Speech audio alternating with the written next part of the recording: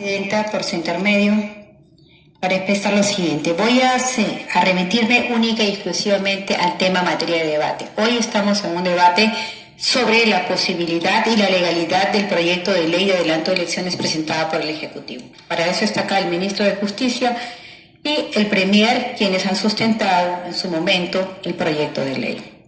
En mi opinión, este proyecto de ley no resiste mayor análisis jurídico desde el oficio hasta la exposición de motivos y pasando por el fundamento invocado en el proyecto que tenemos a la mano. ¿Por qué, señor? Porque ustedes, cuando han remitido el oficio, han hecho una invocación al artículo 105 de la Constitución Política del Estado, pretendiendo sorprender a este Parlamento, indicando que el Parlamento tiene que aprobar el proyecto de ley. Falso. El artículo 105 únicamente está referido a la prioridad que este Congreso tiene que darle en las comisiones dictaminadoras, como es la Comisión de Constitución y la Comisión de Justicia, y el Pleno a ese proyecto. Mas no estamos obligados, porque somos independientes, no estamos sujetos a mandato imperativo, para poderlo aprobar en los términos que ustedes han impuesto. Y me causa extrañeza porque el oficio, a diferencia de otros oficios presentados en este mismo gobierno, en el gobierno del señor Martín Vizcarra, lo remiten de manera muy diferente y arreglada a ley. Tal es así que en los oficios se señala: mucho estimaremos que se sirva a disponer su trámite con el carácter de urgente, mas no nos requieren, nos imponen que el proyecto se apruebe tal cual lo envían. Igual en el gobierno del APRA y en el gobierno del señor Ollanta Humala. Ese es el tenor y el contenido del oficio, lo cual me deja a mí claramente establecido de que aquí hay un ánimo de querer aprobar el proyecto aún violando la Constitución Política del Estado. En segundo lugar,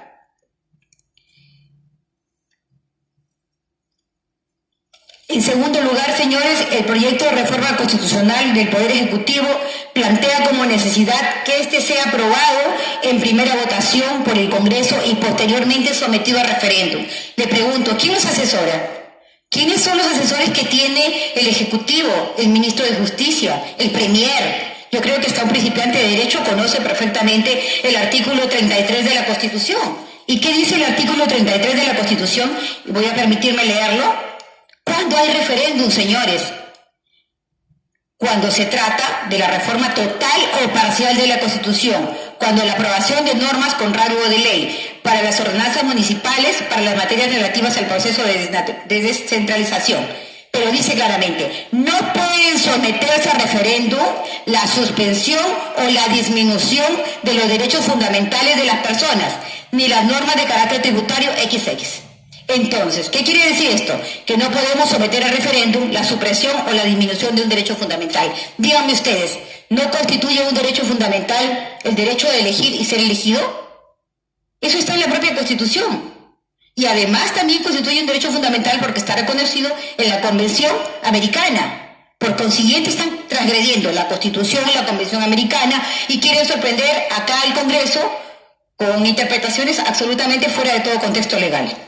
Además de eso, señor presidente, la reforma constitucional ha sido delegada por la Constitución al Congreso, no al Ejecutivo, excluyendo incluso la participación del presidente de la República, quien incluso está impedido de manera expresa a observar lo aprobado por el Congreso, conforme lo prevé así el artículo 206 de la Constitución Política del Estado. Parece que desconocen que el artículo 206 de la Constitución del Estado ha sido claramente estudiado, analizado e interpretado por el Tribunal Constitucional en el expediente recaído número 14/2002 del Tribunal Constitucional, en cuyo fundamento 86, para su conocimiento, a la letra dice: la Constitución del 93 regula la participación del pueblo en el proceso de reforma constitucional para aquellos casos en los que el Congreso no haya logrado la aprobación de la reforma parcial de la Constitución con el voto conforme de los 2/3 del número legal de miembros del Congreso en 2 legislaturas ordinarias sucesivas, lo cual quiere decir que este tema no puede ser sometido a referéndum. excepto que sea de manera voluntaria, luego de la aprobación de 2 sesiones ordinarias. Eso lo dice el Tribunal Constitucional. Sin embargo, ya hemos visto hoy día en los medios de comunicación incitando y asusando nuevamente a la población a través de un spot publicitario que, según refiere, no lo han ordenado ustedes, en el cual están señalando que habrá un referéndum. ¿Y dónde quedan los pronunciamientos del Tribunal Constitucional, señores? Por eso reitero, solamente se hace de manera voluntaria. Por ello me llama la atención que el Poder Ejecutivo plantee en su proyecto la reforma constitucional sea aprobada en primera votación por el Congreso y posteriormente sometido al referéndum. Para culminar, señores, sin entrar al tema de fondo, debo manifestar que el proyecto de reforma afecta al modelo constitucional peruano, en razón que vulnera el principio de separación de poderes y los derechos políticos esenciales de elegir y ser elegidos. Nosotros hemos sido elegidos por un periodo de 5 años y ese periodo tiene que respetarse.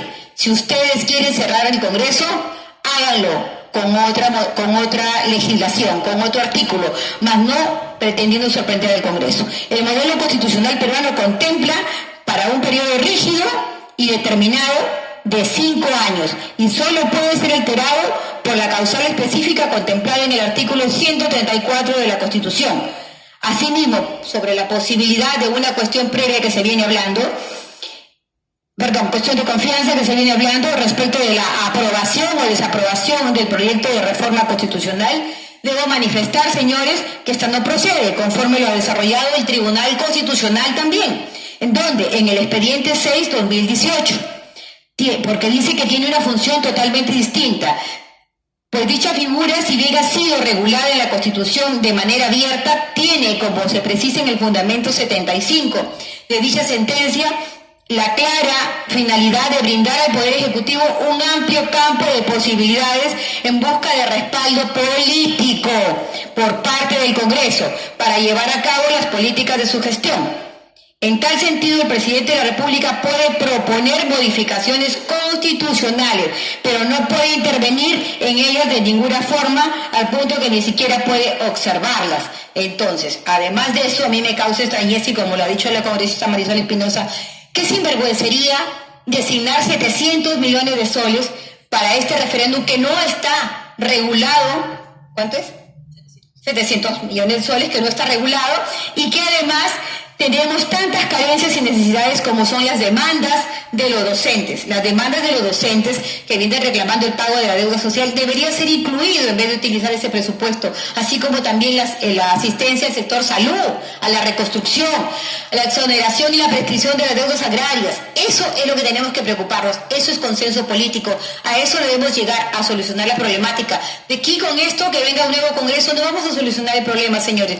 Yo quiero que quienes han hecho el proyecto lo revisen nuevamente y que lo vuelvan a presentar si es que están en capacidad de hacerlo. Gracias, señora presidenta. Perdón, una interrupción, la congresista Aramayo. Gracias, Aramayo.